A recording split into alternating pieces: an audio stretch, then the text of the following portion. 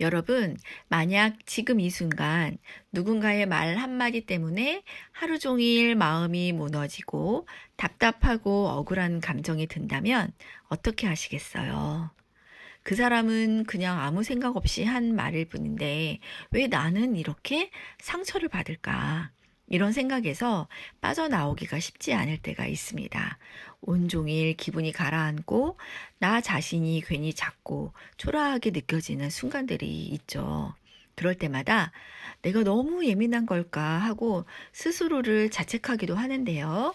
이번 영상에서는 그렇게 사람에게 상처 잘 받는 분들이 스스로를 지킬 수 있는 5가지 방법에 대해서 이야기해 보려고 합니다. 지금부터 함께 알아볼게요. 많은 사람들이 내가 너무 예민해서 상처를 잘 받는다고 생각하는데요. 정신과 전문의 서천석 선생님은 이렇게 말해요. 감정적으로 예민하다는 건 마음속에 깊은 상처가 있다는 뜻일 때가 많다고요. 즉, 기질이 예민해서라기보다는 치유되지 않은 과거의 상처가 자극되어서 민감하게 반응하는 것이라고요. 그리고 또 하나, 많은 상처는 사랑받고 인정받고 싶은 욕구에서 비롯되는데요. 나는 소중한 사람이고 싶어. 사람들에게 받아들여주고 싶다. 이런 마음이 꺾일 때 우리는 더욱 아프게 반응하게 되는 거죠. 과거의 상처는 현재의 감정 반응을 결정짓는데요. 예를 들어 친구가 약속을 갑자기 취소했다고 해볼게요. 겉으로는 단순한 일이지만 그 순간 무시당했어. 혼자 버려졌구나. 이런 감정이 몰려올 수 있습니다. 왜일까요?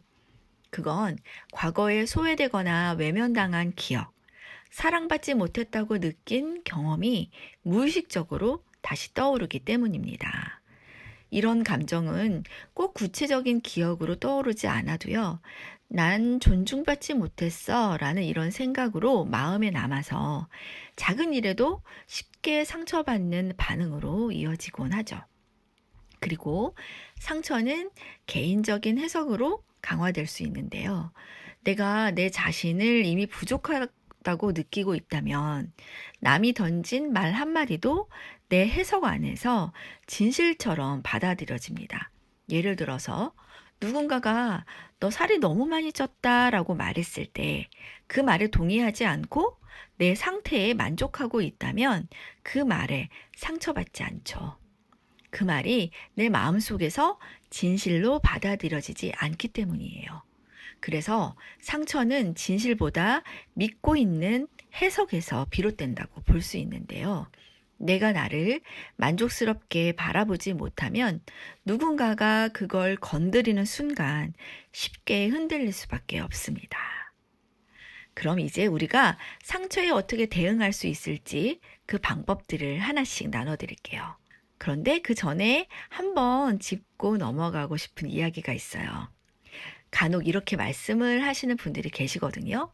왜 상처 준 사람은 괜찮고 나만 감정을 관리해야 하나요?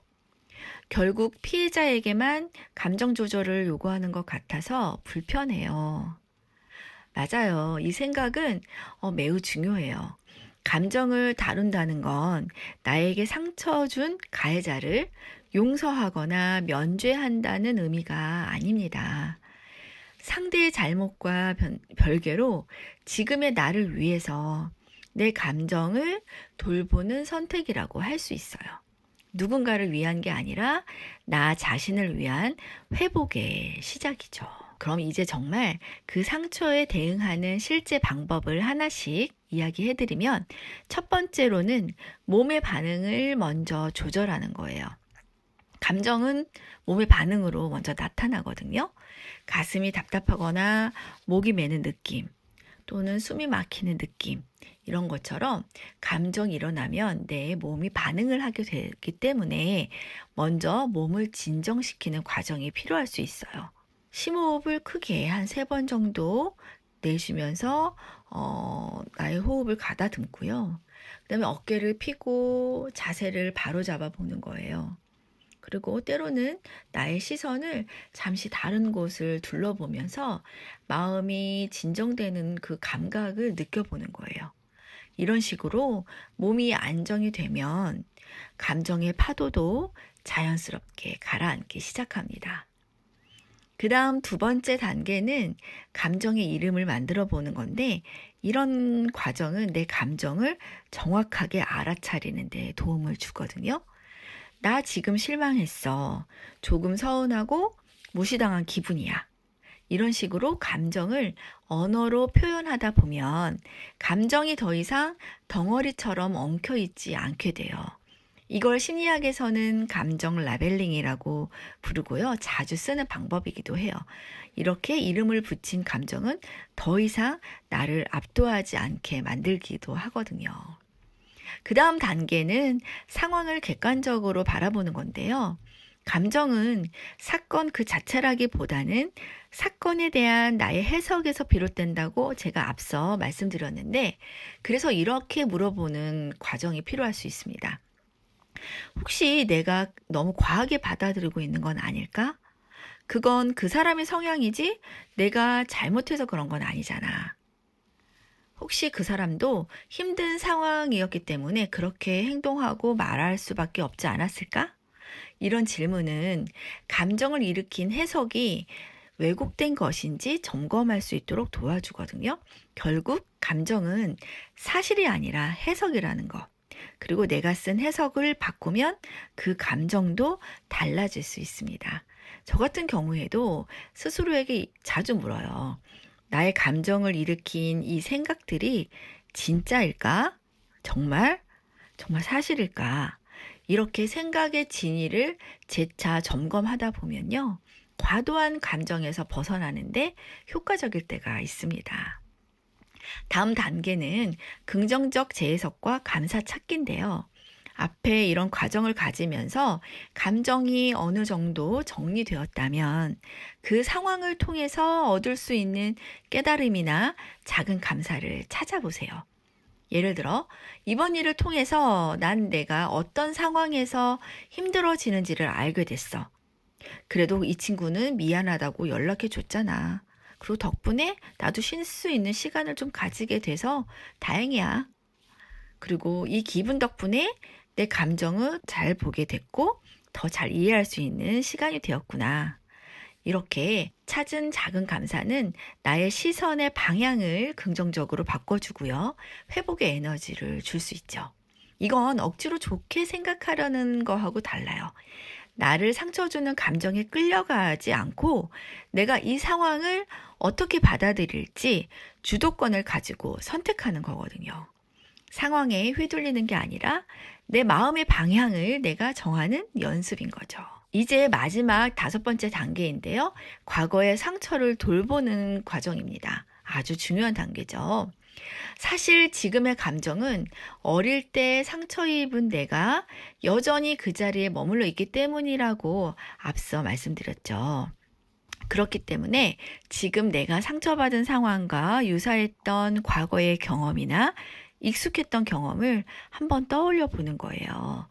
만약에 이 과정을 혼자 하는 게 어렵다면 상담사의 도움을 받는 것도 좋습니다. 중요한 건 상처받은 과거의 나는 그때 당시 아무것도 할 수 없었던 무방비 상태였다라는 거를 이해해 주는 거예요.